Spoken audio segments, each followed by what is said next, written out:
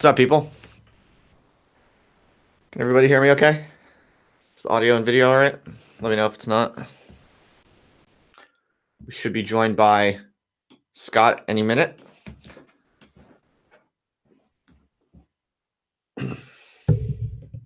Until then, we'll just kick it.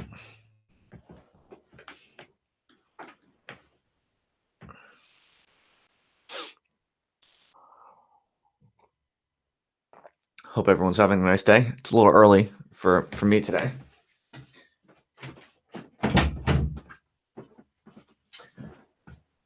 Three o'clock here. I feel like usually I have more viewers late in the evening, I think, but it's no big deal.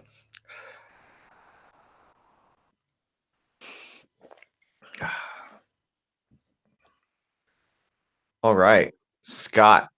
Hey, can you hear me? I can hear you perfectly fine. Can you hear me well? Yeah, no problem. Excellent. Thank you so much for joining me, Scott.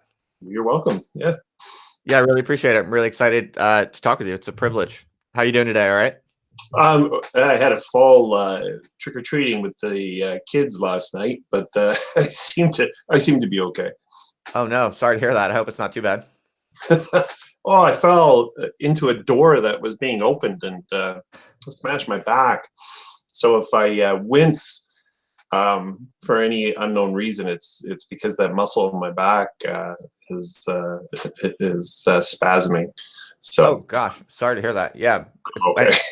If you need to wince or take a break or anything like that at any time, that's perfectly fine. So by the way, do you prefer to just have audio only? That's fine if that's what you prefer. No, this is okay. Yeah, I'm fine either way. Yeah, whatever you want. Totally up to you. So it's audio only right now, but anything is fine with me. So yeah.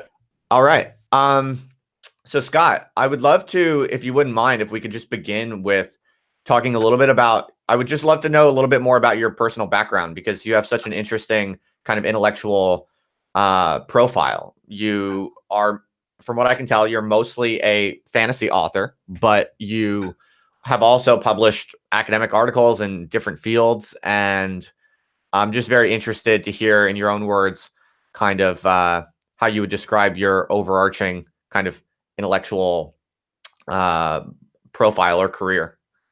Well, I mean, I like to describe myself as a water bug.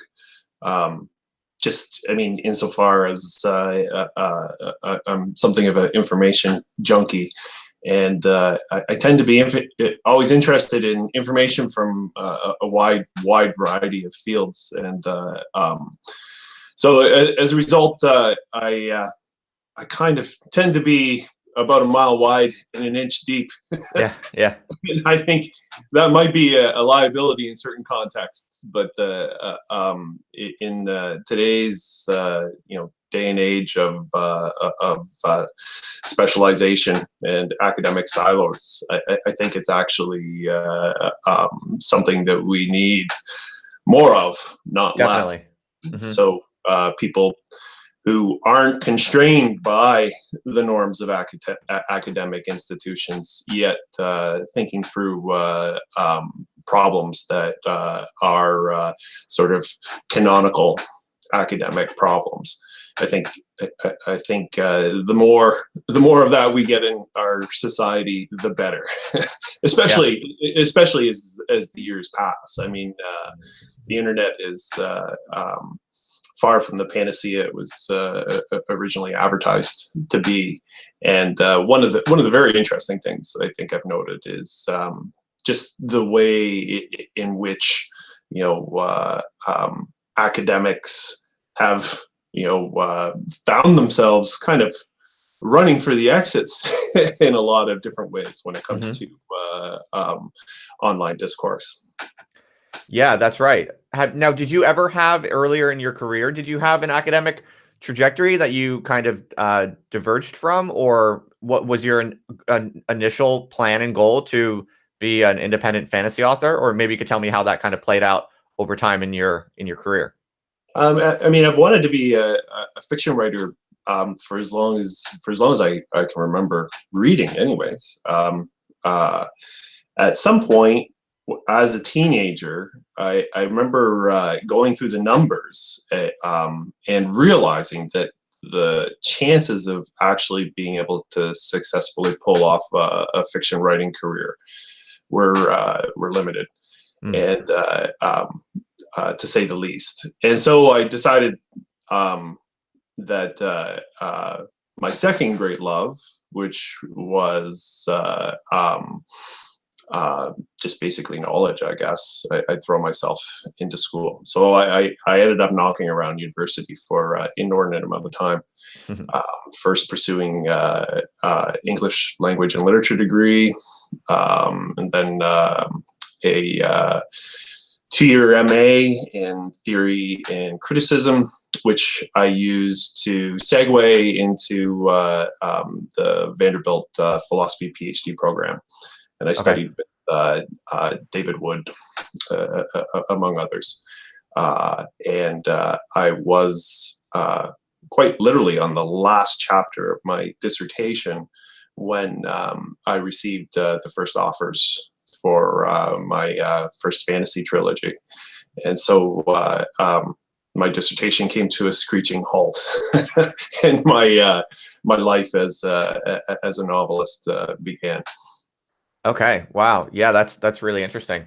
So it's really cool and impressive that you've somehow managed to also continue your kind of more academic, intellectual, and philosophical interests to the point of even, publishing in academic journals recently. That's very rare, I think, for people who, make a successful career out of doing something outside of academia. So I think that's all really cool, and it's one of the reasons that I wanted to talk with you, because, as you said, I'm kind of one of the many, I think, academics who are starting to kind of realize academia isn't really what they hoped it would be, and they're starting to kind of, I don't know if I would say look for exits, but definitely look for looking outward for signs of life and signs of sources of more live and interesting kind of intellectual energy. So yeah. Yeah, I mean, that's a good thing. I mean, one of the reasons why I think I've been so less than sanguine about, the cultural possibilities of the web for so long is simply that as a fantasy writer, I mean, it just puts you in contact with people of all ideological shapes and sizes. Right. And I realized very, very quickly that something very, very strange it was afoot. And I mean, we call it the alt-right now, but it was a very vibrant, very big, very quickly growing population of individuals on the web. And so, I mean, even as early as 2001, 2002, I had started realizing that there was a kind of cultural catastrophe afoot, and that that just happened to dovetail in with the big pessimistic crash I had at the end of trying to finish my dissertation. So, which was going to be a work of fundamental ontology, and I don't know, things just sort of, I found myself writing fantasy and jotting down philosophical, sociological, cognitive, psychological ideas all at the same time, while keeping my eye on just how toxic and alarming the growth of extremist views on the web was becoming. Right. Okay. So maybe this would be a good time to pause and break that down a little bit. I think the catastrophe that you're referring to is something that you've written about as the semantic apocalypse. Could you break that down for us a little bit? Yeah, I mean, in the simplest form, the semantic apocalypse just simply has to do with the free will debate, I guess, is the simplest way to look at it, right? Our inability to square our intuitions involving human action with our intuitions involving causal mechanisms. And in my novel, Neuropath, the semantic apocalypse is presented as basically a becoming concrete of the free will problem. So as our knowledge of causal mechanisms becomes ever more complete, ever more fine-grained, and our ability to manipulate each other, ourselves, as mechanisms becomes ever more evident, what ends up happening is all those ancestrally rooted conceptualities involving responsibility, intentionality, meaning, become more and more difficult to square with our technological ecologies that we find ourselves living in now. The semantic apocalypse is best understood as basically the cognitive complement of the Anthropocene.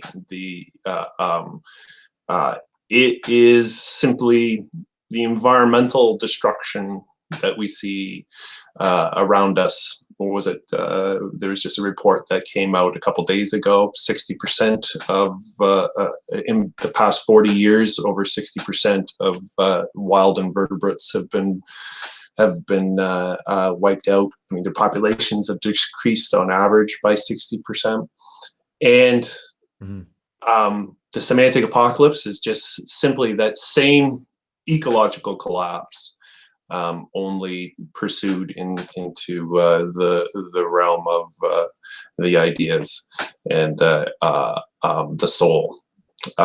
It's what happens when our environments just simply become too toxic for us to rely on our evolved ways of meaning making. Right. That's a great breakdown. Thank you for that. You give, I think in one of your blog posts, you give some good examples that I think help people understand it, like the example of lazy children, right? Historically, it's kind of made sense intuitively if a young child is not doing the work they're supposed to be doing in class or whatever it might be, to kind of reprimand them in a normative way. But now that we learn more and more about the causes of why, a young child may or may not be productive, it becomes inhumane. With respect to our moral intuitions, it feels inhumane to punish them or to criticize them, and yet not criticizing various forms of behavior that we find inadequate also feels immoral. So, the other side of the coin would be like, do we not punish murderers because we know there are mechanisms behind why they murder?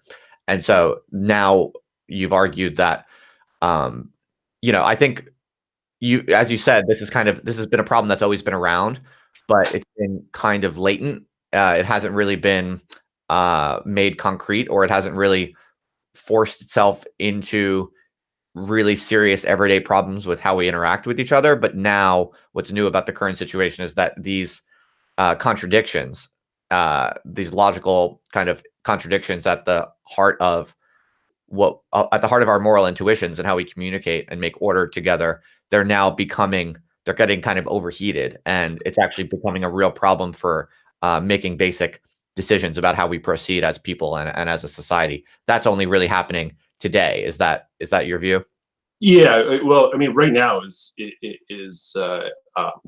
kind of the tipping point where most of our intuitive ways of meaning making are actually still functional. But I think everybody sort of feels the way in which we're standing on marbles. If you look at, say, Ryan Kahlo and the question of the legal status of AI, I mean, that's a perfect example of the dilemma we face once we have all these artificial agents in our midst, right? Where do we assign criminal culpability, when things go amiss, right? I mean, holding the AI responsible is just simply stupid. But if the AI is actually autonomous and has no connection to individuals for whatever reason, then who does get held responsible? Or is it all just simply a horrible misfortune? So you have the way in which the knowledge allows us to, technologically recreate our environments. You have that way in which our intuitions are being defeated, right? Is an AI car responsible for hitting a pedestrian? And then on the other hand, you have, like you said, the lazy kid side of the equation, where it's just simply the knowledge itself becomes problematic.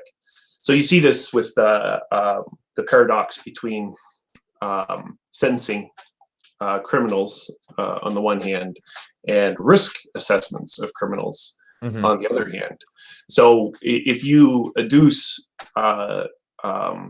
neuroscientific evidence in the courtroom, you tend to actually lessen their responsibility, and thus you actually succeed in giving your client a lower sentence, right? So you diminish culpability on the sentencing side by adducing neuroscientific information. But when it comes time for probation, and the question is risk assessment, right? What kind of risk does this individual pose to society? All of a sudden, that self-same neuroscientific information, which minimized culpability to begin with, right, actually has the effect of maximizing punishment after the fact. Because if this person is biomechanically predisposed to these sorts of infractions, it would just be out and out irrational to allow them early release. Right. So the exact same information playing almost diametrically opposite conceptual roles in a traditional cognitive context. And that sort of problem is just simply going to metastasize and multiply and intensify. Right. And so this problem that, as you said, has kind of always been around to some degree, but is only really getting heated up right now. What is your view on the primary kind of causal factor there? Is it basically the digital revolution that you think is bringing all of these things to a head, or is it something else? I mean, like AI is just so. I don't know if are you familiar with IBM's debating project? So IBM has this idea that I don't know about you, but I find Google's effectiveness has been decreasing, actually quite noticeably in this past couple of years. Okay. And IBM wants to apparently replace search engines with research engines. So the idea is to create artificial agents that not simply search for the terms you're after, right, but actually search for the ideas that you're looking for.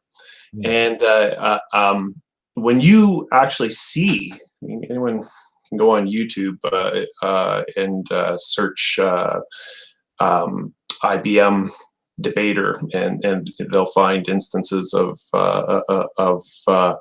an AI, a sort of third generation Watson type AI actually debating issues like euthanization and stuff like that. And it is downright terrifying, incredibly salient.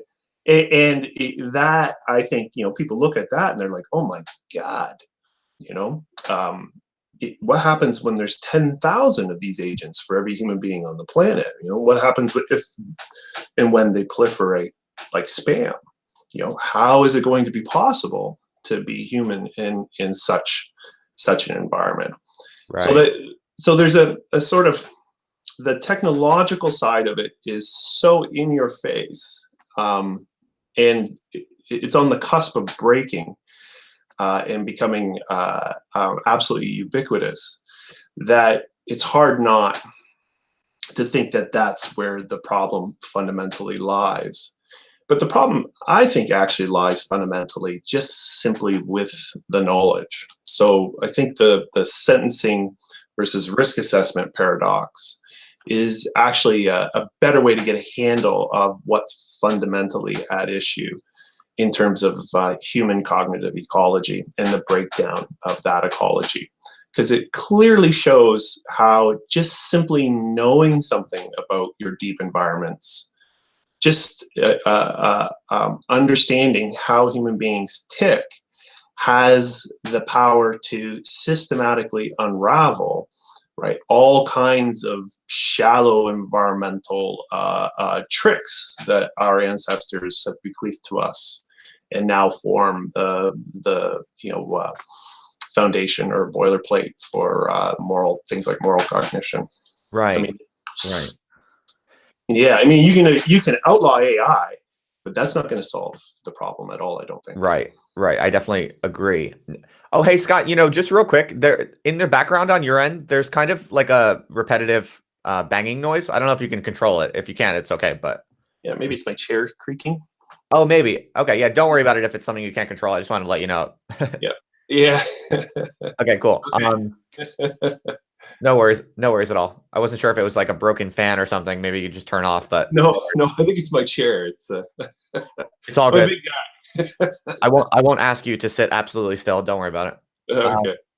so one of the things that I think is really good about your writings on the Semantic Apocalypse is I feel like you're really trying to kind of drill down into how severe the issue is and kind of pull the alarm in a way that not a lot of people are doing right now. So for instance, like I really liked your review of Steven Pinker's new book because I also have a certain exasperation with all of these kind of really super smart intellectuals who are writing books nowadays, and they're often extremely smart, valuable takes on various topics, but the a lot of these books nowadays they just leave me feeling like there's something really deeply kind of systematically being evaded in a lot of the kind of popular mainstream books and kind of prestige presses. And I think Steven Pinker's book is a good example of it. It's like I think on some level the problems that we're facing that you've been kind of blogging about and talking about, they're very new and they're very severe, but it's almost like there's something about them that makes it almost like we're almost prohibited from looking them, straight in the eye in a within kind of mainstream prestige hierarchies or something like that. It's something to me like to occupy a kind of like influential, prestigious position today in intellectual ecologies, one has to kind of repeat inherited kind of frameworks about how it's kind of like the assumption of the traditional liberal order. It's like you have to imagine that still stands. The idea that you can write a book and it can kind of diagnose a bunch of problems and then that can kind of bring people together and then voila, there'll be some kind of like collective solution to that problem based on the insight delivered by this kind of impressive scholarly book or whatever it might be. And what's really going on is something deeper that actually starts to possibly make impossible that entire traditional model of collective problem solving through intellectual activity in that mold. I don't know if that's making sense, but it's like I think this is why I think to me more and more the most interesting and valuable thinkers and writers that you can find today tend to be people on the internet, speaking in trying to kind of develop new languages and be a little bit more honest about how bad and severe the problems we're facing really are, in a way that it seems to me like a lot of mainstream authors are almost like structurally prohibited from staring in the face. I don't know. I'm just kind of rambling, but does that resonate with you at all, or no? Yeah. Well, I mean, it's certainly a flattering view for me to adopt, right? Being an outsider, but it is the case that the big problem is, and it doesn't matter what you pick up. All you have to do is ask yourself one question, and the question is, what is the theory of cognition? You ask that question of pretty much any academic publication, and really the only answer you get, right, quite often, even in books that are about theories of cognition, is a shrug of the shoulders, right? I mean, everybody is talking around cognition simply because we don't have a bloody clue as to what cognition is. And when you find yourself sort of marooned in ignorance the way we are, but not just simply ignorance, ignorance that we're ignorant of. I mean, it's never just simply anything goes, right? There's got to be constraints somewhere, some way, somehow. And those constraints all too often just simply end up being institutional constraints. So it's, I think it begins with this reluctance or perhaps outright inability to acknowledge, the profound nature of our ignorance of the basic issue that's underwriting all these attempts to answer questions involving social condition, cognition, moral cognition, literary cognition, on and on and on. That allows basically these I want to come up with a clever analogy here, but these sort of self-interpreting, floating boluses of academic norms to continue to monopolize various discourses, right? I mean, there has to be, people have to begin by saying, I don't know anything about cognition, or I have one among 10,000 theories of cognition that I can't square in this way, that way, or so on. I mean, unless you have an academic culture that begins from that point, I think it's almost inevitable that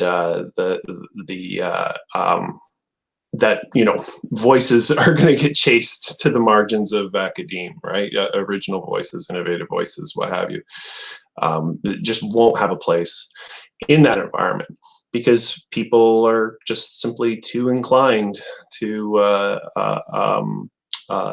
think received truths are in fact true. Right.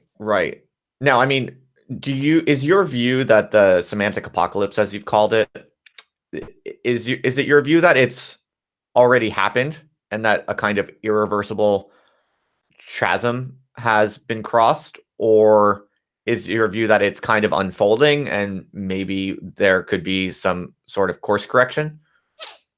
Yeah, well, I mean, it's like I take the continuity with ecological apocalypse literally. I mean, it's unfolding. I mean, the conditions for the breakdown of the viability of meaning are quite different than the conditions for the viability of, say, an aquifer, off of Lake Winnipeg in Manitoba, Canada. I mean, ecologies collapse here and there, and the ecology of human meaning has been quite robust up to this point in time. Primarily, I think, because the changes in our cognitive ecology happened at a slow enough pace for us to adapt to and to nap into more instrumentally efficacious forms. And also, we're just simply very limited, in scope. So right now, we've reached a point where, and I think especially with AI, I mean, what happens when, there's 10,000 agents for every human being on the planet Earth? I mean, there's no limits for artificial intelligence. Human beings are easily tricked, which is to say our reflexes, cognitive reflexes, are easily cued out of school. Mm-hmm. I mean, so I think I see it as, so the free will debate, it occurred to humans at some point in time. That's actually a sign of the semantic apocalypse, insofar as It's a sign of the way in which the growing knowledge of the human species suddenly made traditional assumptions regarding responsibility and guilt and choice difficult to maintain in various specialized contexts. Now we're reaching a point where the free will debate is all around us at all points in time, where governments are looking into nudge strategies, right? Ways in which to herd populaces to make certain kinds of decisions, and so on and so forth. Right. You know, I sometimes feel like I see in kind of mainstream bureaucratic dynamics that it's like people whose job it is to kind of create rules and regulations, that they're kind of being overheated by these kind of cross-cutting demands on their moral intuitions. Like, I sort of wonder if what one kind of corollary of the semantic apocalypse is that legacy institutions are kind of becoming suicidally over responsive to contradictory moral intuitions. And I wonder if what's kind of happening is legacy institutions are starting to kind of overwhelm themselves with kind of nonsensical paperwork and rules and regulations that don't really add up or can't really add up, and just put increasingly oppressive burdens on the different individuals who are supposed to be creating value within these institutions. Like, I kind of wonder if, you know, the semantic apocalypse in some sense is a kind of a death knell for these legacy institutions that just can't really handle it. That were never really designed to handle this kind of overheating. Yeah, I mean, with the elections in the U.S., I mean, we're kind of looking at the midterm elections as basically a sign of the health of these 18th century institutions that were raised to safeguard, at least the perception of mass legitimacy in governing institutions. Mm-hmm. The thing is the piling on of bureaucracy, it all depends on where you go, because in certain private sector institutions, for instance, I mean, there's an absolute mania for constantly reconstituting the form of the institution, right? The corporate world seems to have grasped the idea that the constitutive dimension of their own activity is something that needs to be constantly, remolded and reshaped and reshifted. And you look at, Kevin Kelly or Joy Ito, or you look at these books written, to help corporate leaders adapt in the age of disruption. Mm-hmm. And the mantra is always the same, right? The constitutive dimension, right, of your own activity has to remain as plastic and as responsive as possible, right, to the product that you're actually developing. And so you see that they're very self-critical, only in a very narrow way, one bent on maximizing shareholder value. Uh-huh. And they're, in some cases, radically changing, whereas governmental institutions, academic institutions, which don't have anything remotely approaching that kind of self-awareness, let alone an ethos of rewriting the constitutive dimensions. It seems like all they can do is just simply add on. Problems arise. Oh, we need something different to deal with that. And so it's kind of like a piling of band-aids on band-aids on band-aids. You don't really get any reconstitution. All you get are ameliorations stacked upon ameliorations stacked upon ameliorations. And like you say, you end up generating Kafkaesque inefficiencies in some instances. Right. Yeah, that's That's well put. Now, do you think that I'm over optimistic in my sense that one possible outcome of all of this is that the legacy institutions do increasingly kind of crush themselves under the weight of their own Kafkaesque, you know, bureaucratic tendencies, and the result is just more and more intelligent, creative people defect from these institutions that have historically captured them. And what you see possibly coming out of all of this is a kind of renaissance of divergent, creative, different communities of meaning making. And maybe the one implication of the semantic apocalypse is that perhaps there's no longer any hope of this diversity of meaning making ever kind of aggregating or converging on one kind of shared common public sphere or something like that. Maybe it will be irrevocably divergent, but am I too optimistic in thinking that maybe we're on the cusp of quite an attractive kind of development in which more and more people just kind of get together with the people around them that they're aligned with or interested in working with, and you just see a proliferation of communities of meaning, maybe? Um, I mean, I certainly don't think that's impossible.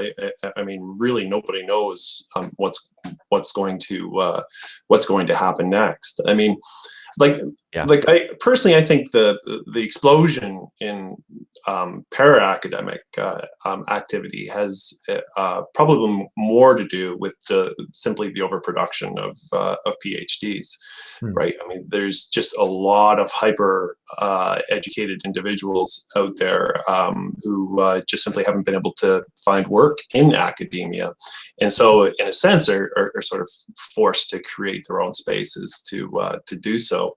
So, I mean, I used to work at a grocery store part-time, and it was a running joke as to how many graduate degrees were sitting around the table at coffee break. I mean, and I think that's across the Western world, at least. I think that's a familiar story, perhaps.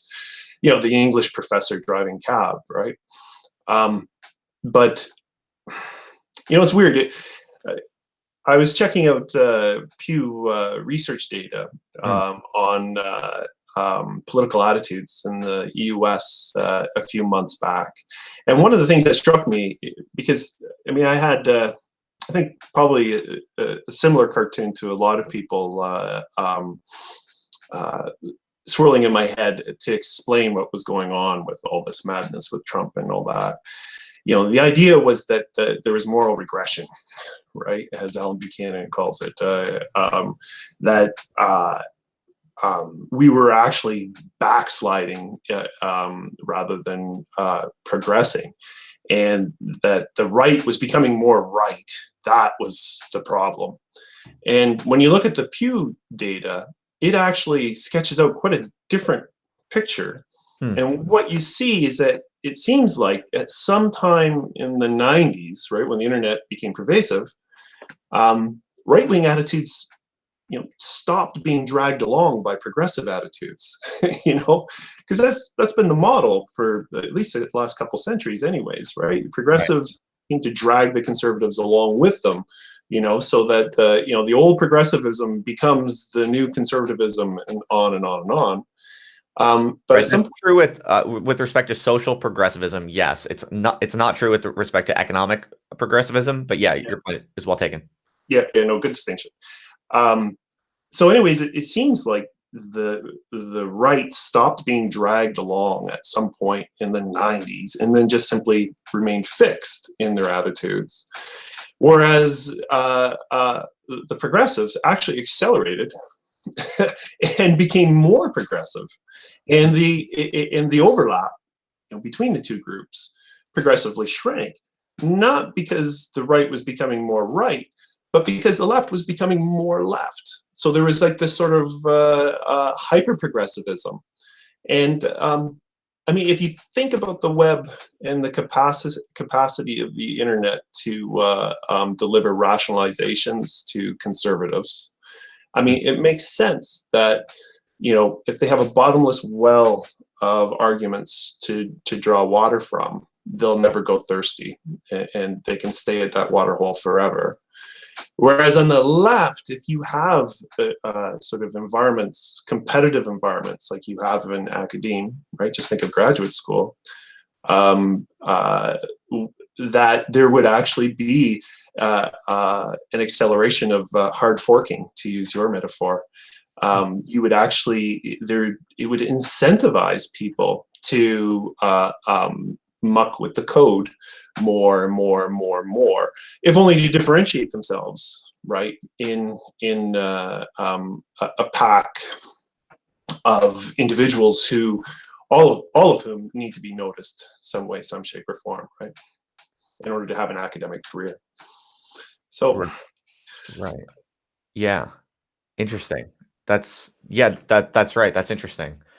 So in a So sense, go on. I mean, well, I mean, Trump, perhaps the best way to look at Trump is as a left-wing artifact, not a right-wing artifact, right? Well, I mean, you know what you're just kind of making me think about is, I mean, you're right that I think your narrative about the left and the right is true with respect to the kind of activist core of the left. The kind of publicly salient activist core of the left has accelerated. I think you're absolutely right. I think what we know from the data is that still the overwhelming majority of people have not really moved that much, but there is something going on where I think in large part because of the digital context, the really vocal minorities, especially on the left, are basically pushing the right buttons that are basically kind of making a fairly large number of honestly less interested, less motivated, less passionate people kind of just go along with and accept the acceleration of the activist core. And yeah, so I think like what we're kind of seeing is this kind of like scramble for kind of picking off pieces of social reality and kind of taking control of pieces of social reality. So it's like people are kind of intuitively, whether it's conscious or not, they're at least intuitively starting to realize that we really are living through something like a semantic apocalypse. And everyone is, those people who are kind of like relatively more aware or relatively more, I don't know, whatever you want to call it, people with more executive function or intelligence or different types of traits that kind of give them an edge over other people. People are kind of starting to chip off the commons, to fork the previously common reality, as it were, and basically take control over their own little mini dominion. But lots of people are doing this right now, and it's becoming really ideologically fragmented. So there are dozens, or if not, hundreds or thousands of different pockets in which people are basically trying to take control over their own rationalized, kind of mentally controlled space and get followers underneath them or within their dominion. So are you saying you can kind of see that playing out too? You agree with that kind of diagnosis that I've written about? Yeah. I mean, it's like it really does feel like it's ramping up. I mean, it really does feel like so one of the metaphors that psychologists use is the difference between fixed and fluid personalities, right? And the idea would be that modern technological cognitive ecologies enable individuals with more fixed dispositions to be more fixed, and those with more fluid dispositions to be more fluid. And in a sense, the para-academic explosion could be understood as being part of that exact same process, right? Where the fluid thinkers actually now have platforms, right? I mean, my own work.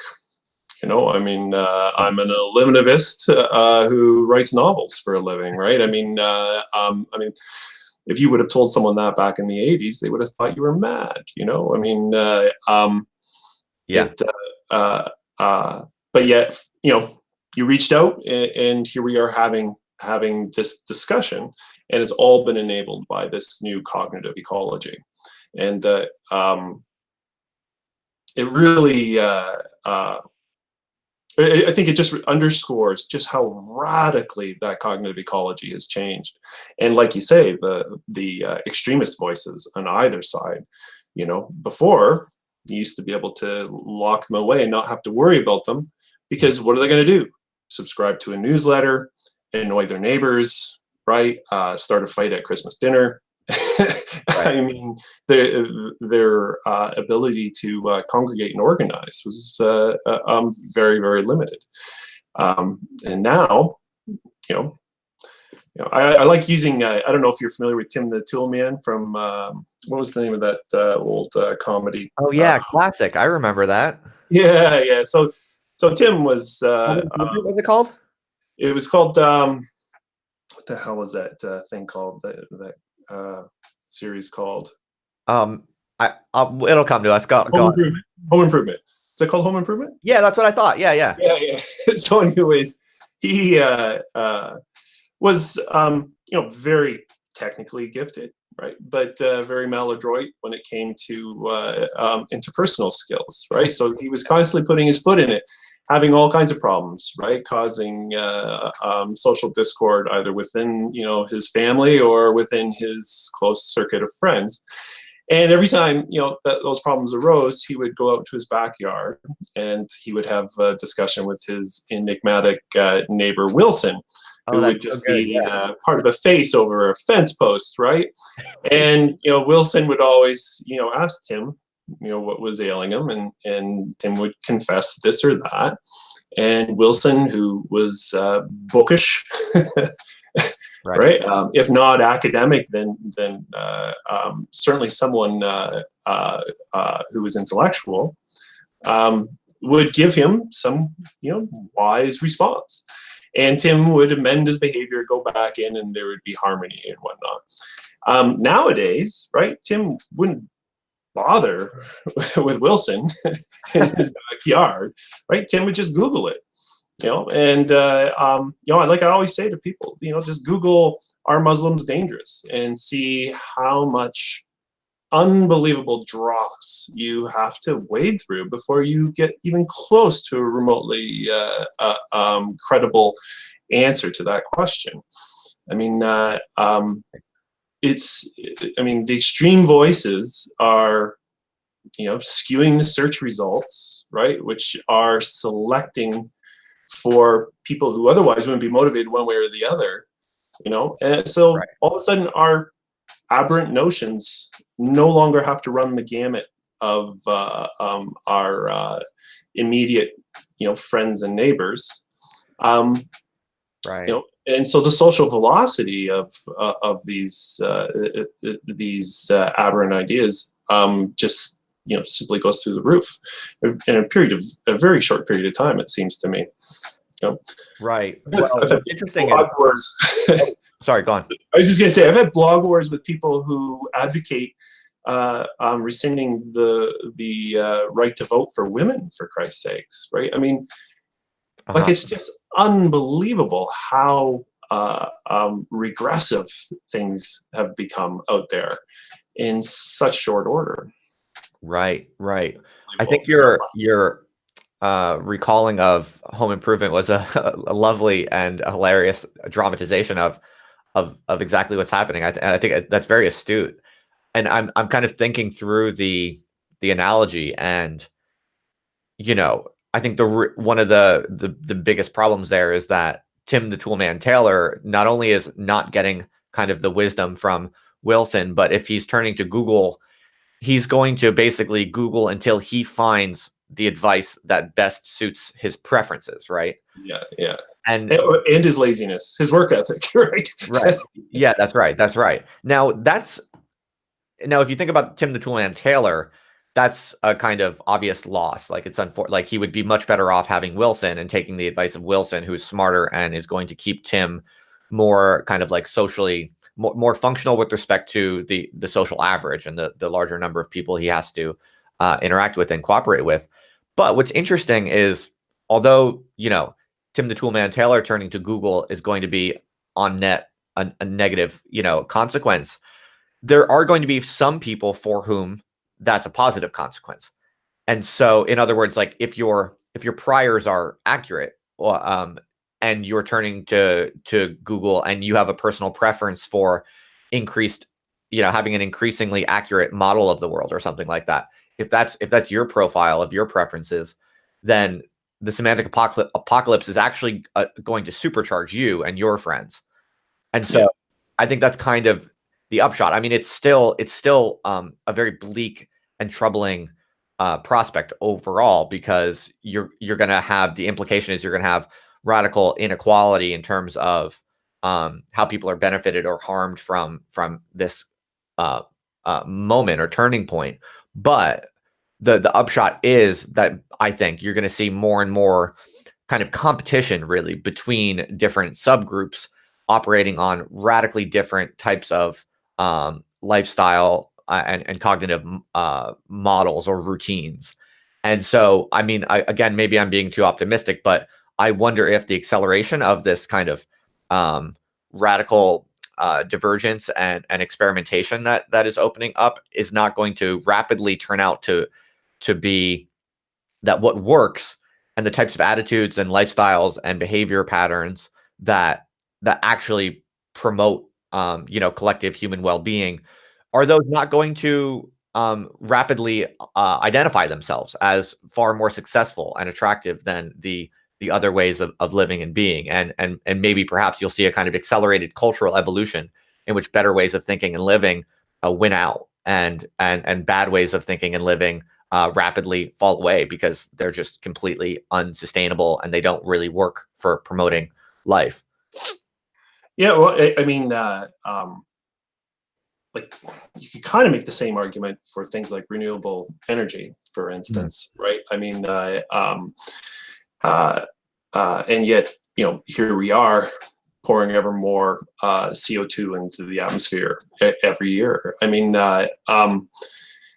see, the thing is, I mean, the big part of the problem. So that you can look, if you look at the semantic apocalypse in terms of these radically transforming cognitive ecologies, and your argument is that, well, this radical transformation is being is actually generating ever greater reservoir of possibilities for us to draw from to potentially solve our problems, and that those solutions themselves will recommend the possibilities, and that in of itself will form a selection mechanism that will enable us to basically bootstrap past this ugly turn we happen to find ourselves in just shortly after the internet's birth. And I think that's entirely plausible.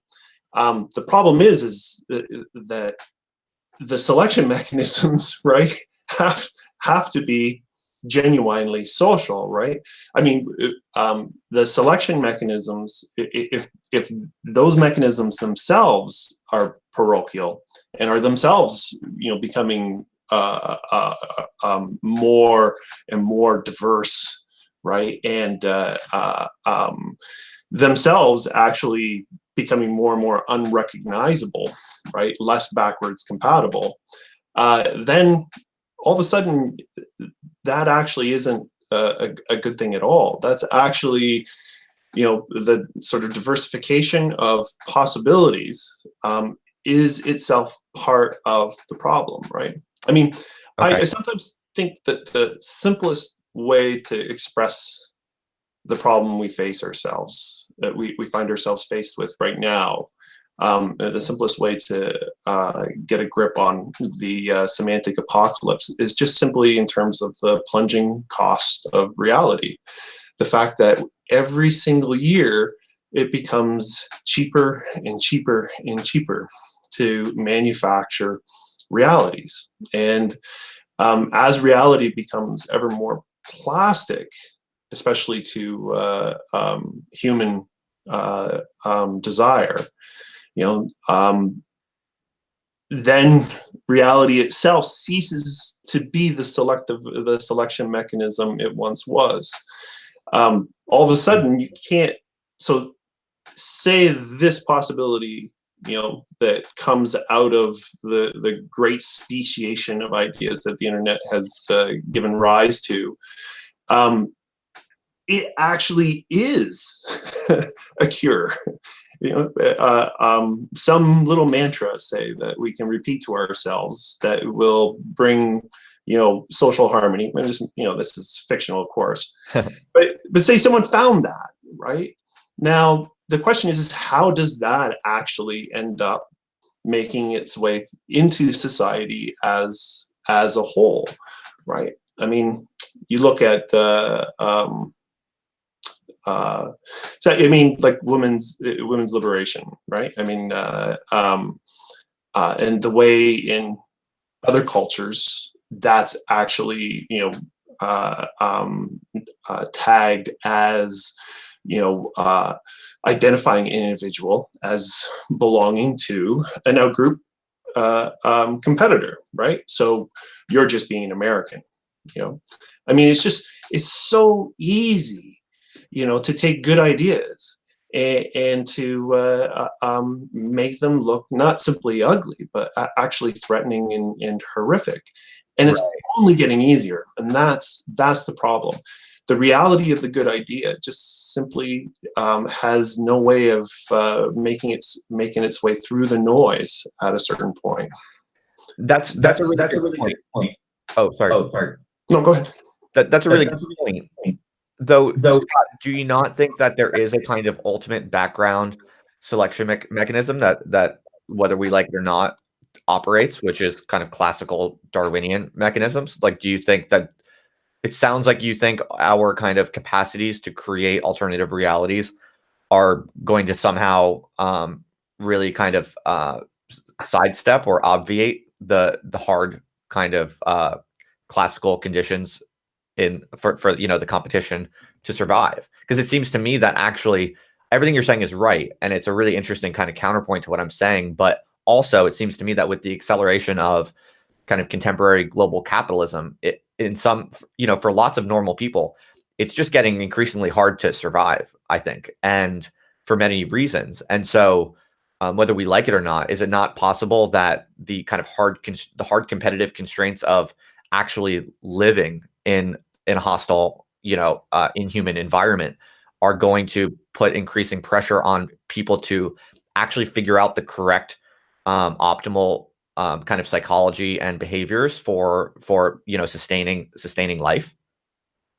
I think part of the problem is, and in this case, I'm just revealing my pessimism about human nature, and maybe identifying myself as an Evo conservative in a way. But I think part of the problem is that we, so think about it. We have language, right? And language actually helps us coordinate our activities and conquer unbelievable obstacles, so long as that language actually synchronizes us with our environments in ways that enable that. Right. And so that's a powerful, powerful tool. So a powerful tool for synchronizing human beings. Now, so for me, things like religious discourse, myth, what have you. That the best way to look at that is just simply taking that power, right, to coordinate human beings and exploiting it beyond the horizon, right? So we have this capacity to organize ourselves around via language that doesn't synchronize us to anything at all except one another, right? So be it God, be it spirits, be it what have you, right? The power of language to practically organize us around nuts and bolts reality just sort of naturally extends into the power of language to organize ourselves around bullshit. And so we've used bullshit for our entire evolutionary history, well, I mean, a recent evolutionary history, to just do unbelievable things, like to get guys to crawl out of trenches and to run into machine gun fire. I mean, that's absolutely mind blowing. And Right. why are they doing it? For an idea, an ideal, right? Right. And But rather being shot or court-martialed, right? But right. so, given the fact that we are, in a sense, hardwired to BS ourselves when it comes to big picture claims, I just, I can't help but feel that human beings just intrinsically prefer. I mean, we just have a weakness for the self-congratulatory BS. And that the claims that are real, that are actually the key to reversing whatever's going on, are not going to. They're going to be technical. They're going to be abstract. They're going to be humbling, right? They're just not going to have the features that tend to cue assent from human beings. So I think it's just one way of characterizing the problem. No, I think that's all really astute. And I basically agreed with every single word you were saying. The only thing I think I'm kind of adding here is that I'm sure you would agree there are going to be differences. There are going to be individual differences in people's capacities for and preferences for, um, accurate models of objective reality, or people are going to have different levels of bullshit detectors, right? And this is going to vary individually to some degree. I think anyone would have to accept that. And even if you're overwhelmingly right that humans do prefer kind of BS and self-congratulation and rationalization of their initial preferences, there only needs to be a little bit of variation. If there are some people that are more interested in having an accurate model of the world and of navigating objective reality successfully, and kind of checking their rationalizations, checking their biases.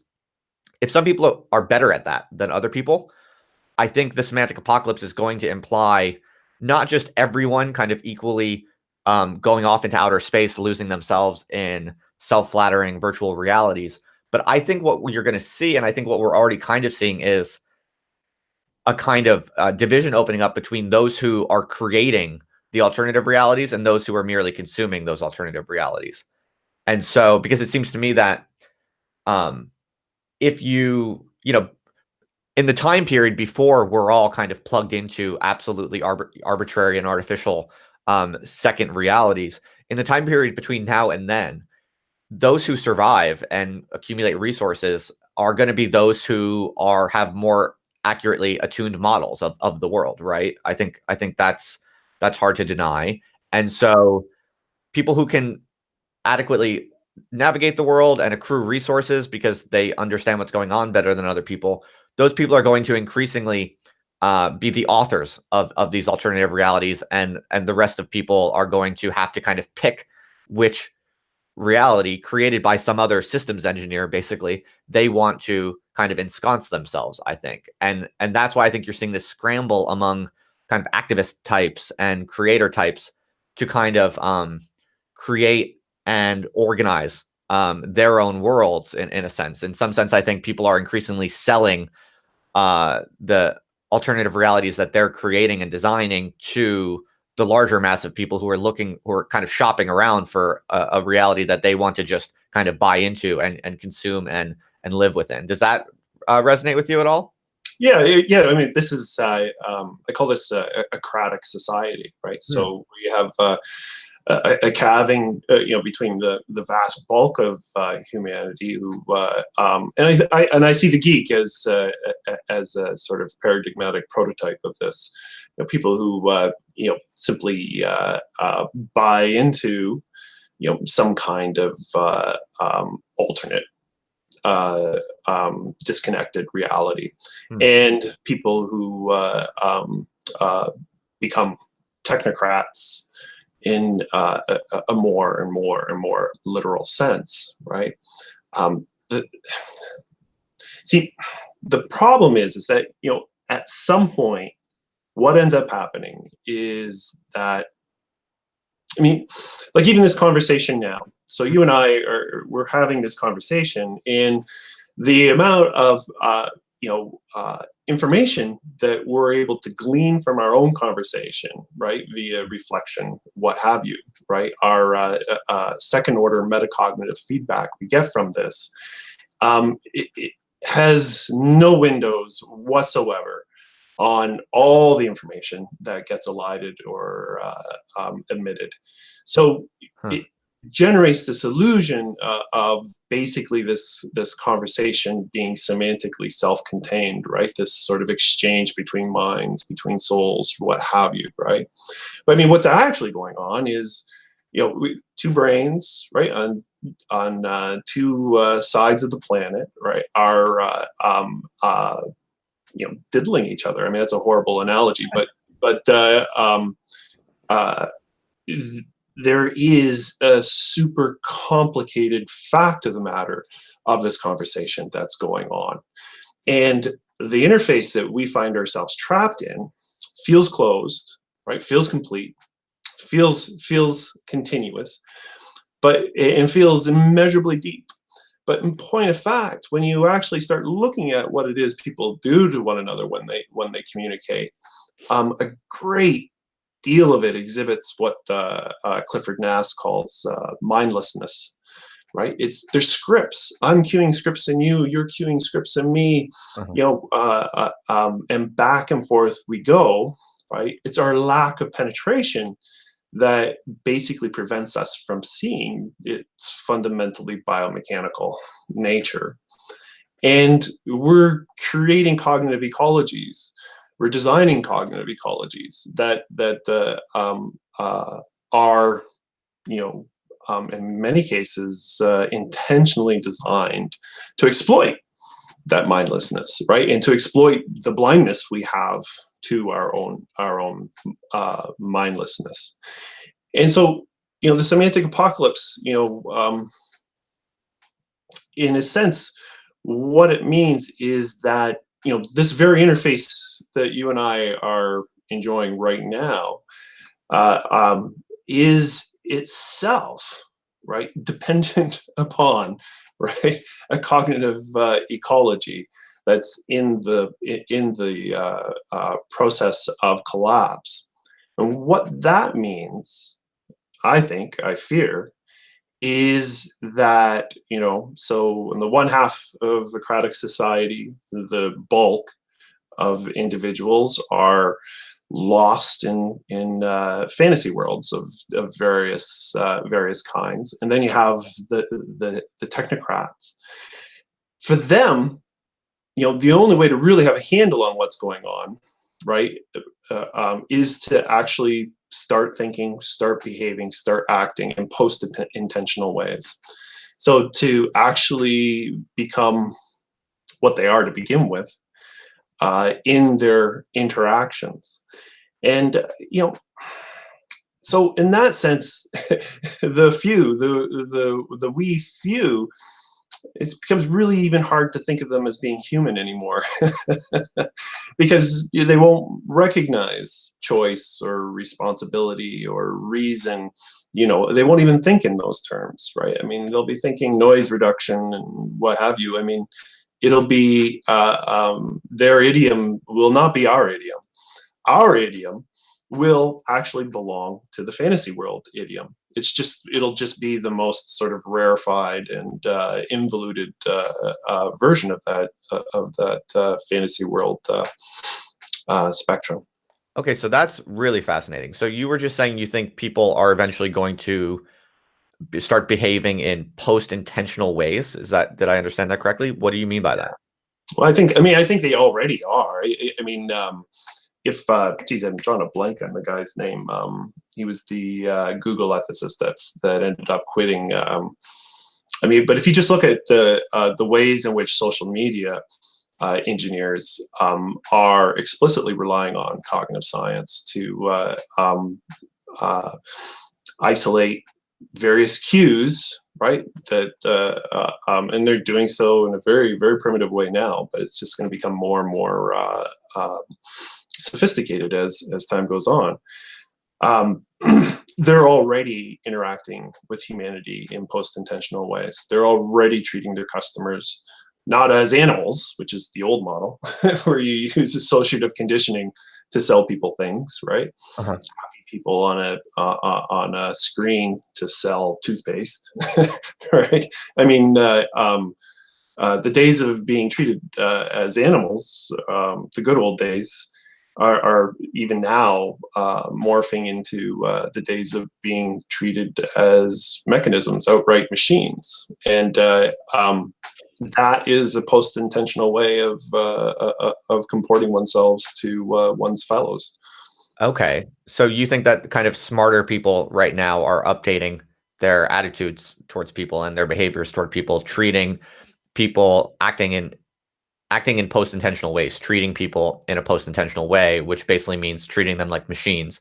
Smart people are increasingly doing this, and the masses kind of carry on carry on with their intentional intuitions, which essentially renders them in to be living in a kind of fantasy world.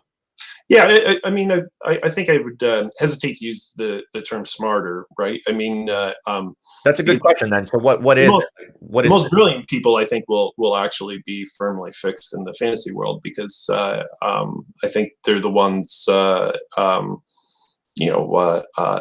have the greatest gift for rationalization. But the reality-based people okay? are already comporting themselves to their fellows as machines, treating them as machines, looking for buttons to push, and systems and processes they can use to maximize utilities from that button pushing. So you just kind of said something that I was kind of interesting. You sort of implied that you think there's a kind of U-shaped curve between intelligence and kind of the preference for fantasy, meaning not how you say it.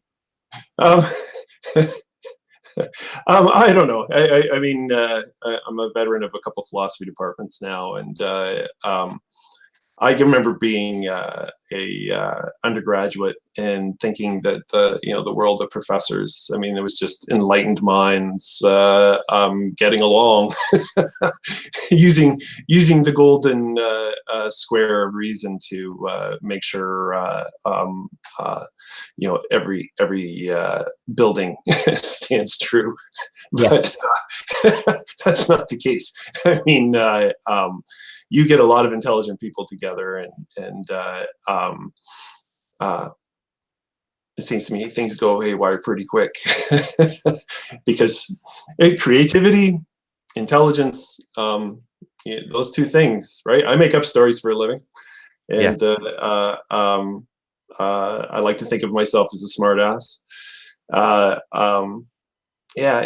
mean, I don't know. Intelligence. I mean, intelligence. It's kind of like you're trying to generalize the ungeneralizable, right? But Sure. I don't think creative people will fare well. I think creative people.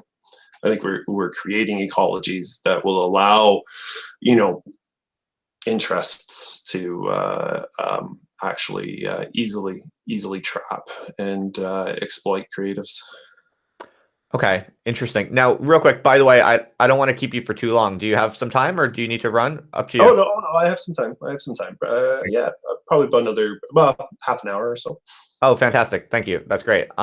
So do you think that's really interesting what you're saying right now? So if kind of reality-based people will increasingly update their attitudes and behaviors in a way that reflects a view of humans as basically machines, what you call a post-intentional perspective, those people are going to be increasingly, they're going to be the manipulators. They're going to be kind of pulling strings, right? And the rest of the people are going to be kind of pawns or victims to the ulterior motives of the post-intentional reality-based people. Now, do you think much about like what is the space of possible attitude and behavior updating that normal people might want to pursue more and more, not to manipulate other people, but just to almost as a kind of self-defense, as a way of kind of navigating this reality in a way that allows them to have better traction over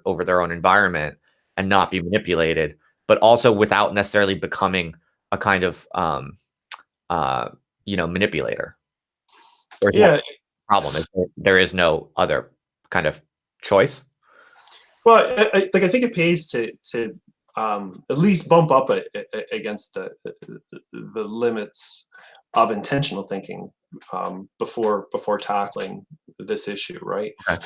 Because it really is almost impossible to imagine what a genuinely thoroughgoing post-intentional mindset would be. I mean, part of it would just have absolutely no regard for the moral value of manipulation versus autonomy, right? I mean, that uh, um, even just simply base valuation, right? So if you look at valuation as say the way in which dopamine tunes various parts of the brain, Uh-huh. increasing, statistically increasing the chances of certain types of verbal and nonverbal behavior being cued, right? Given certain kinds of circumstances. I mean, kind of wrap your head around that. But when you're in the midst of a conversation, you're in the midst of hashing out a problem with another individual. I mean, it's really hard to see that as being your fundamental assumption moving ahead. I mean, I do these little experiments where I try to think of things post-intentionally. Try to think of people as machines, and I get very, very creeped out very, very fast. And I also am afflicted by a sense of disingenuousness, right? I become convinced that I'm just pretending to Right. be post-intentional in this or that respect, right? I mean, it's a genuine reflective crash space. I mean, it's like being Windows 10 and trying to pretend to be Windows 20 or something like that. I mean, it's just Right. all you really end up doing is sort of um, demonstrating just how alien and inhuman, right, this boundary is. So what was the original question again? Sorry. Oh, no, it's okay. We can maybe just segue into something else if you want. I would think I was just pausing to reflect on whether there's not a pathway through which human beings at this current juncture could basically update their attitudes and behaviors to reflect the kind of post-intentional reality of who we are. Basically, agree to kind of see oneself and see each other even as machines, and yet maybe figure out a way to interact that's not simply exploitative manipulation. Like, why could, for instance, a group of people not say, "Hey, look, we know we're all machines. We're gonna, we're not gonna have any illusions about us as intentional, voluntary snowflake hearts, but we are just machines. We can learn how those machines work, and we can just kind of hack each other in a way that reflects our shared desires." Yeah, I mean, but even that, because I mean, even desires. I mean, desires is a quintessentially intentional concept, right? Right. I mean, it's like the language of human communication is this basic interface that you and I enjoy right now is not simply insensitive to its biomechanical sources, right? It is premised on, right, being insensitive to those biomechanical sources, and that's why you get the short circuits that you see, metastasizing through society as a whole right now, right, with the lazy children, right? I mean, can't call a child lazy now because whatever it was that was making them lazy has been identified. That's all it is. It's been identified, right? Helplessness over behavior, right? Uh, uh, Basically exempts one from responsibility for that behavior. So, that's an intentional way of actually dealing with some post-intentional facts, right? I mean, and that's the problem. I mean, we just simply get backed further and further into various corners, but there's no escaping the room in a very real sense, right? Right. So Okay. whatever sort of, so what transcends us will be, probably in some real form, actual amalgam of human and artificial intelligence, but it will not be human or recognizably human to those who elect to go down the route of apology and live out their lives in fantasy worlds. Okay, that's interesting. Now, do you think that your personal path towards being a fantasy writer, do you think that's related to your perceptions around semantic apocalypse? In other words, is it do you think about fantasy and kind of the lifestyle of creative art basically as is that itself a kind of possible solution or a possible response to the predicament of semantic apocalypse? Is that how you see it, or no? So I mean, it's part and parcel. So I began to realize, having been a literature student for so long, and also growing up the son of a tobacco farmer, I really became troubled by the way in which, on the one hand, the internet seemed to be radicalizing, allowing the sort of these crazy ideas to impact too many people, and the extent to which literary fiction just reached nobody outside, Hmm. right, certain constrained, trained populations of individuals. And the thing that attracted me the most to fantasy, aside from the fact that it was my adolescent obsession, was the fact that Harry Potter books were being burned. I mean, like the fact that people were burning Harry Potter and not burning, Underworld or any monumental or Infinite Jest or any monumental work of literature, Huh. showed me the fact that these monumental works of literature just weren't actually literature at all. They were genre, right? They were basically the repetition of dedicated forms for the consumption of like-minded audiences, Yeah. and that if there was any sort of genuine literary potential left, it had to lie in, right, these channels, these genres that actually reached individuals who had dissenting mindsets. And so I decided that in order to be a truly literary writer in the age of the internet, a writer had to self-consciously game, right, the channels of literary communication in order to actually do what literature is supposed to do, which is just basically be fiction, right, that actually challenges preconceived conceptions, right?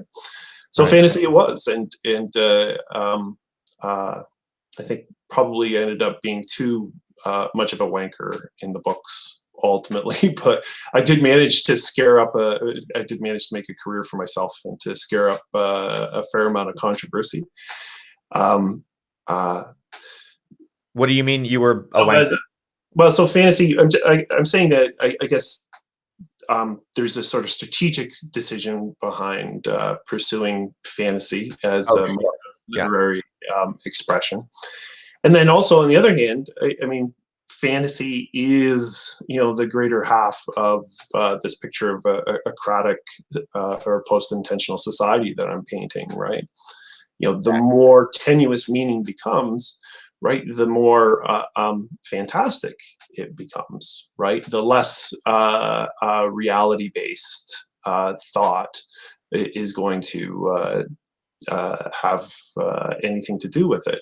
So the fantasy itself struck me as just an ideal vehicle with which to explore these problems, right?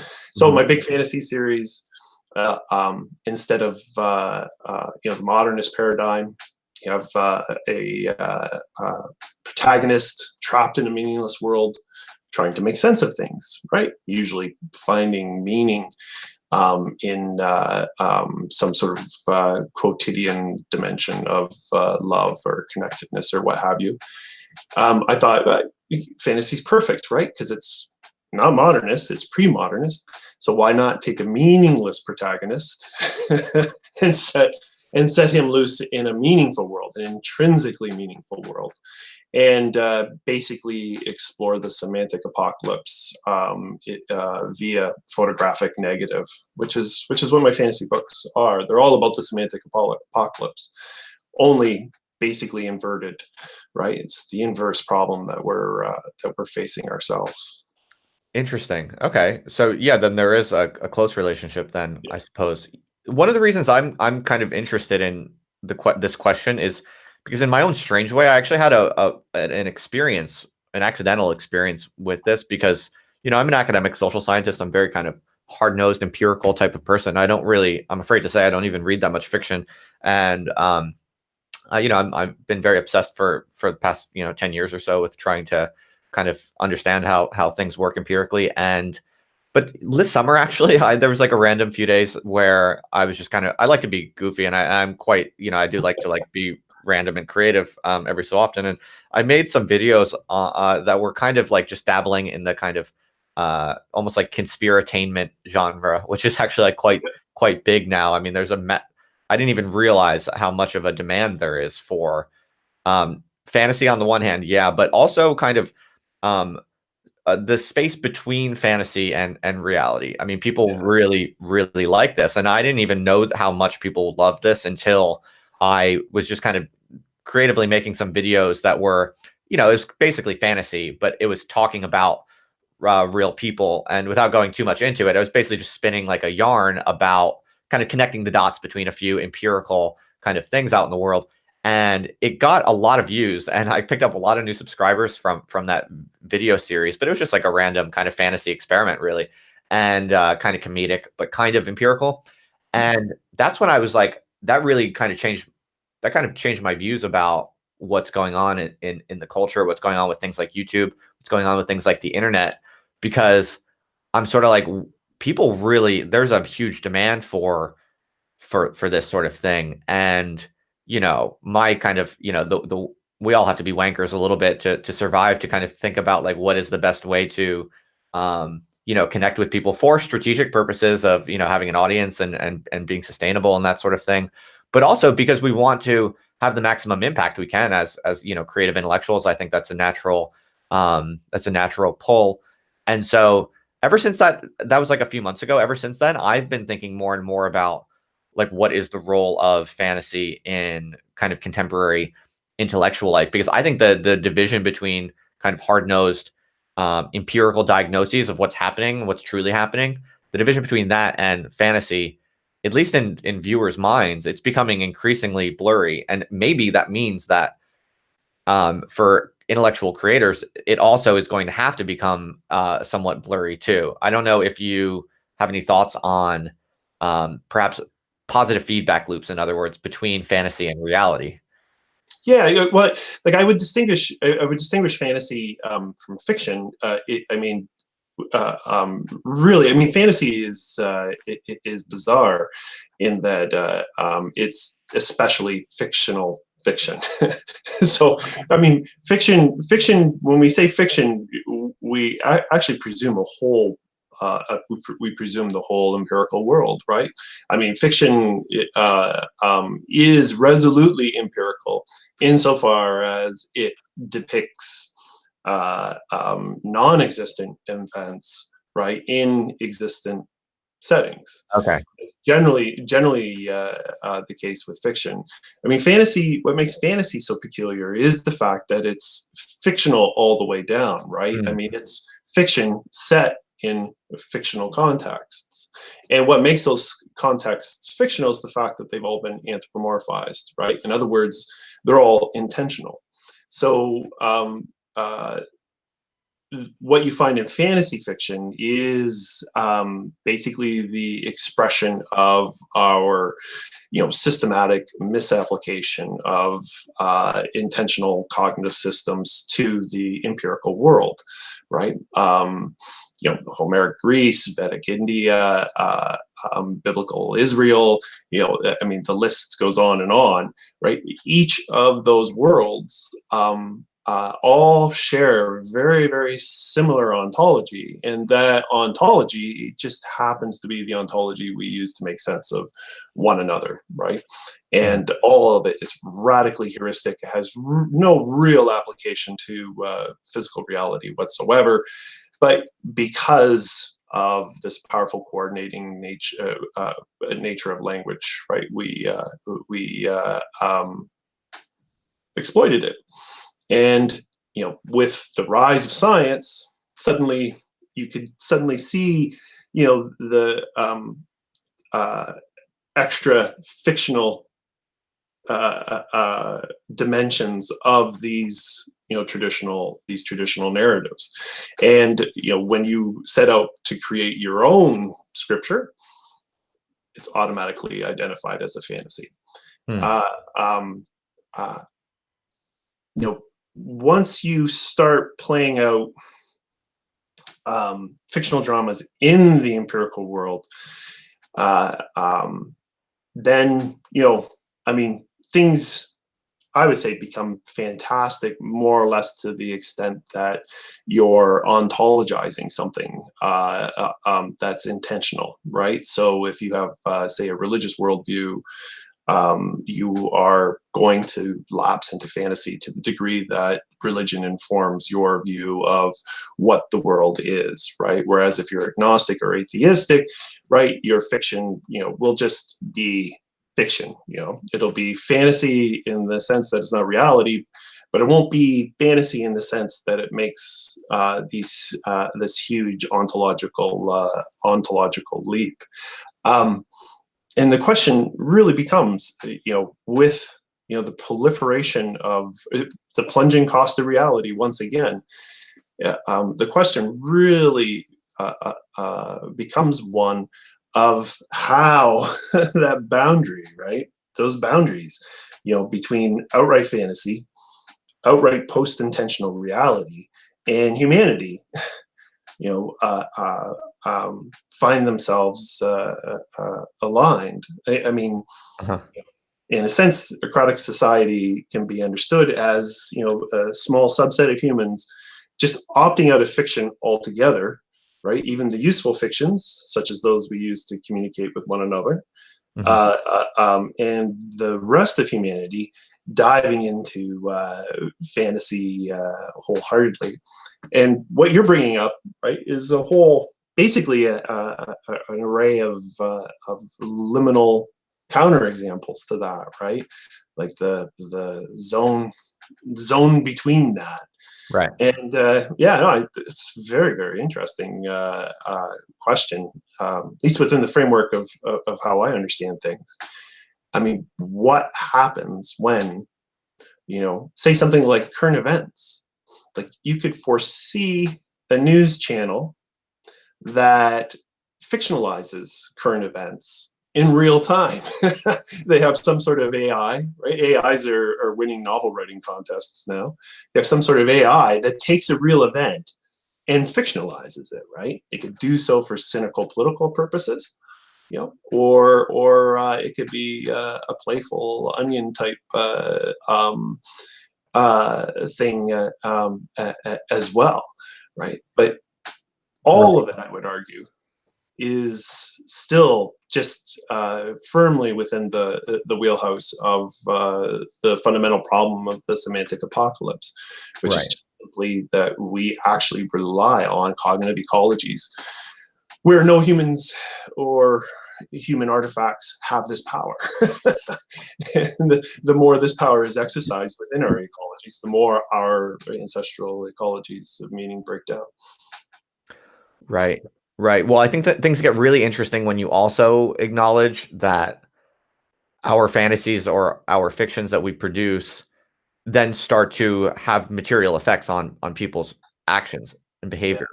Yeah, exactly. Right. And so, the thesis that I'm kind of more and more thinking about is, because I mean, as an academic, as an intellectual, in a more empirical sense, as that being kind of my goal and a major part of my goal and vocation, it's starting to look to me as if, like, if you really want to identify kind of true models of how the world works and communicate those models to other people, then it's almost like we're being forced to grapple with kind of the widespread demand for fantasy if you want to even have a chance at communicating what you think is a more accurate model. So it's like to share the truth, to share what you think is the truth, and to make that spread, one has to more and more be able to play the games of fiction or fantasy. I wonder if Yeah. I mean, that's exactly how I mean, that's how I see my own sort of intellectual artistic mission, right? Is doing that exact same thing. I mean, right. figuring out. I mean, I want to figure out what's going on with cognition. I mean, because that's the whole reason why we can't see our way through any of these problems is because we don't know what cognition is, and so that problem, I think, needs to be solved. But the other big problem is basically one of breaking open the silos, right? Somehow taking that knowledge and disseminating that in an age where everything is just simply becoming astronomically more and more not simply more noisy, but more effectively noisy, which is a strange way of putting it, I guess. But just more nuanced in its ability to trigger responses from human beings, otherwise oblivious human beings. Right. So, I think maybe if I could, I'll just ask you one last question, and then I'll let you go in like 5 minutes. I often, when I talk with people who are a little bit older than me and whose work I admire and who have been successful in their own way, I often like to kind of end the conversation with asking if you have any kind of strategic insights or advice, or it could be not necessarily strategic, it could also just be personal or ethical or whatever. Do you have any kind of thoughts or advice that you like to share with kind of younger intellectuals or creative types, that lessons or insights that you've picked up along the way in your own trajectory about how to navigate the contemporary semantic apocalypse in a way that's productive and enriching and satisfying and successful? Yeah. Well, I don't know about the enriching and or successful part, but yeah, I mean, for people who have a literary bent, all I can do is plead with them to not write mainstream literature, right? Or if they do write it, then just acknowledge that it's another form of entertainment. Stop pretending that anything's being excavated or any problems are being solved or even explored in this day and age, because this day and age, all those voices do is add to insularity, which is probably the greatest, most immediate consequence of the plunging cost of reality, or the semantic apocalypse. For those with a more academic bent, I think maybe I would just say, ask that question: what is your theory of cognition? And if that theory is an intentional theory, right, then say, well, what is intentionality? And just relentlessly ask that question of your own work and every work you read. And because I think that that's one good way in which we can sort of break down the mountains of superstition we've heaped under the name of humanism, right? I mean, humanism is what's going to cut our throat. It's not contra Pinker. It's not what's going to save us. It's what's going to cut our throat.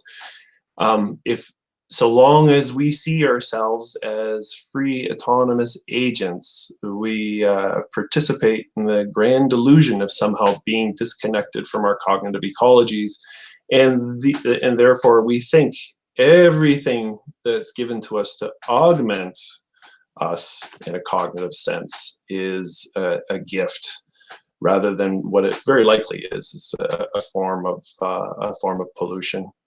Something inclined to generate who knows what kind of downstream negative consequences. Wow. So it's pretty depressing, I guess, but no, that's really profound and fascinating. I appreciate that. I'll be thinking about that for a while. Real quick though, I'm curious, like, why do you even bother publishing in academic journals, for instance? Like, you seem to still have some sort of belief that participating in kind of mainstream language games is worthwhile. Yeah. Yeah. Well, I mean, I don't know. It'd be hard to separate rationalization from habit, from just good old fashioned glory seeking, I guess. Yeah. Yeah. I don't know. I mean, you're talking to a guy who literally thinks he's actually solved the problem of meaning, right? So, so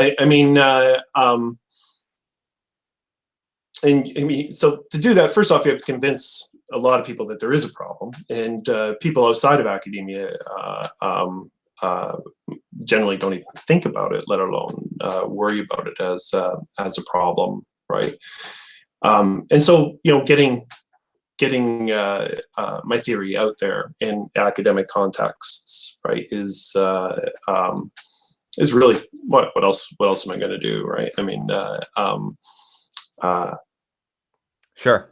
Yeah, also too, I've just always been, when it comes to ideas, I've always been a slave. I mean, I don't know why I do half the things I do. I just I do them, and I find them endlessly engaging and endlessly fascinating, for a time, and then I move on. This has been with me for many years now, so I can't see moving past all this meaning stuff or the semantic apocalypse. And third, and probably the most important, is the fact that I have a young child, and I'm terrified about the world that we're bequeathing our kids, and I just can't see any way in which one can be a windbag and actually make a positive difference than by publishing in academic journals, or for that matter, publishing fantasy novels, right? So I don't know. I mean, that's okay. That was, I think, that was just a very honest reflection of your views on the matter. So I appreciate that.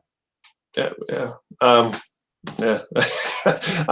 I think about all this stuff in terms of motivation, and I mean, I'm trapped on the intentional side of the puzzle, right? Right. My question was kind of implicitly, imposing on you a kind of intentional frame. So, as you said, it's just kind of impossible to escape thinking and speaking in those terms in some way. My biggest fear is that all this stuff that I'm doing is actually just simply going to hasten this semantic apocalypse, right? that by giving people ways to actually understand what meaning is empirically, that what I'm ultimately doing is basically laying the groundwork for the ultimate overthrow of meaning. But for the life of me, I don't know how we can solve a problem when we don't understand what the problem is. So I don't know. Once again, Now, feels like a crash space. So now I'm not going to open a big can of worms at the very end of our conversation or anything, but just I wanted to clarify real quick when you mentioned that you feel like you've possibly solved the problem of meaning. Were you referring to a particular idea or discovery that we haven't talked about, or just basically what we've been talking about? no, I mean what we've been talking about. I mean the problem of meaning is just simply the question of what is intentionality, right? What is aboutness? What is truth? What is morality? What is correctness?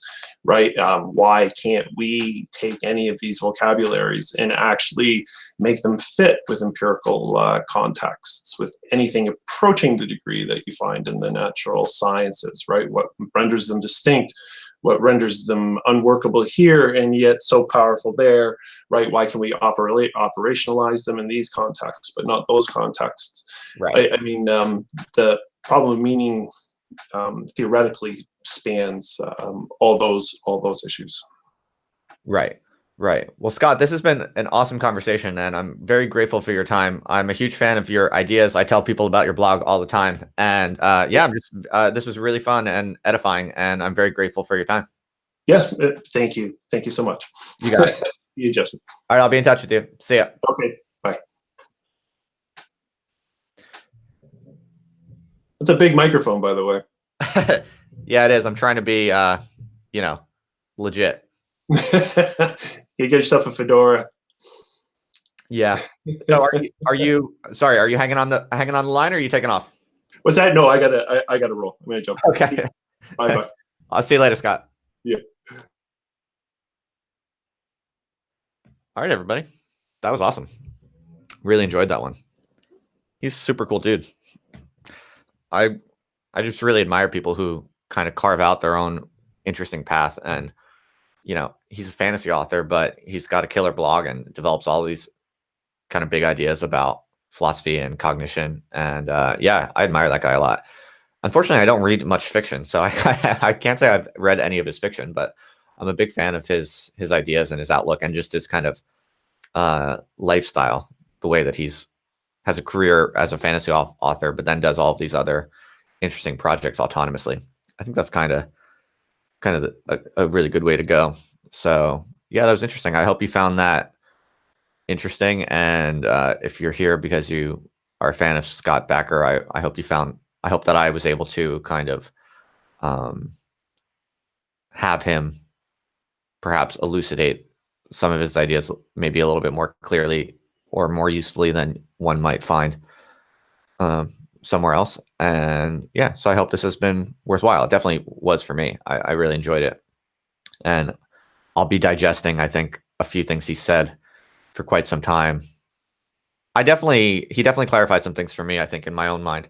Sometimes I have to sleep on things before I can really appreciate how, my ideas might have changed or improved. But yeah, like usually after a kind of long conversation like this, I'm just a little fried and I don't remember anything that we talked about immediately.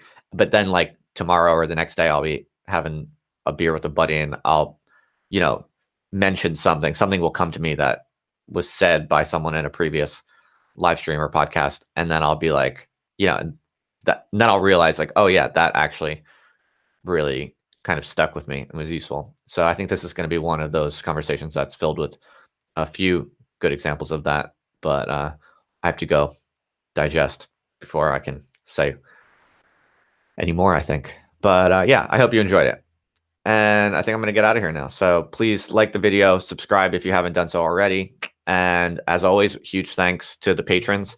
I have some messages coming out soon over the next week, I think, about some of the new stuff I'm doing with the patrons. And I'm offering some cool programs, let's say, some cool ideas for how I can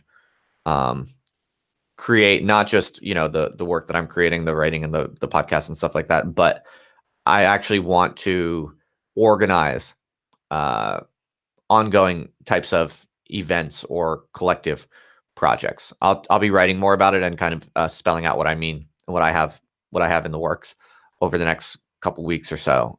So look out for that. Yeah, basically, in a nutshell, I'll just tell you up front.